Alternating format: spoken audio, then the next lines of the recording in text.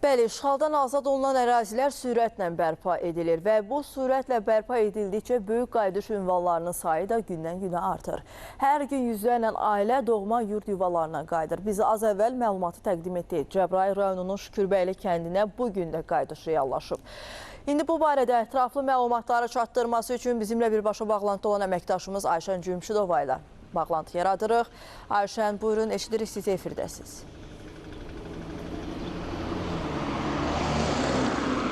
Hər vaxtınız xeyir olsun. Cəbrayıl rayonunun Şükürbəyli kəndindən salam veririk sizə. Nə xoş bizə ki, yenidən qurulan, dirçələn, yenidən həyatın qayıtdığı Şükürbəyli kəndindəyik. Bəli, artıq Şükürbəyli kəndinə həyat yenidən qayıdıb. Artıq bugün həm də Şükürbəyli kəndinə ikinci köç kərvanı yola düşüb. Bildiyimiz kimi, ötən günlərdə Prezident İlham Əliyevin də iştirakı ilə Şükürbəyli kəndində sakinlərlə görüş keçirildi. İlk ailələrə evlərin açarları təqdim oldu və bu da həmin möhtəşəm mənzərədir ki, həmin sakinlər bu gözəl evlərdə məskunlaşıblar. Bildiyimiz kimi Şükürbəyli kəndi 1042 evlik nəzərdə, fərdi yaşayış evi nəzərdə tutulub və hazırda isə onlardan 635 fərdi yaşayış evi artıq tam şəkildə hazırdır və bu köç kərvanlarını da görürsünüz. Yavaş-yavaş sakinlər öz doğma torpaqlarına qayıdırlar. Xəbər verdiyimiz kimi bugün artıq ikinci köç gəlir, 107 ailə gəlir və bununla da artıq Şükürbəyli kəndində 214 ailə məskunlaşacaq.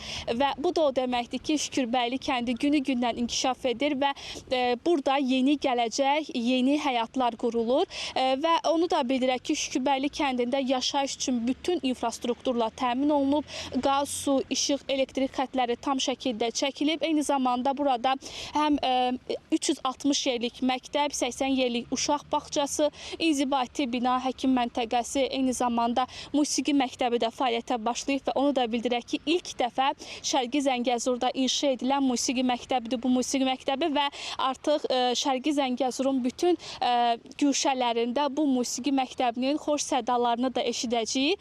Gördüyünüz kimi kəndin ərazisi çox genişdir və burada uşaqların əyləncəsi üçün də bütün infrastrukturla təmin olunub. Ümumiyyətlə kənddə yaşayış üçün bütün infrastruktur tam şəkildə təmin edilib və artıq kəndin əzəli sakinləri öz doğma torpaqlarına qayıdırlar.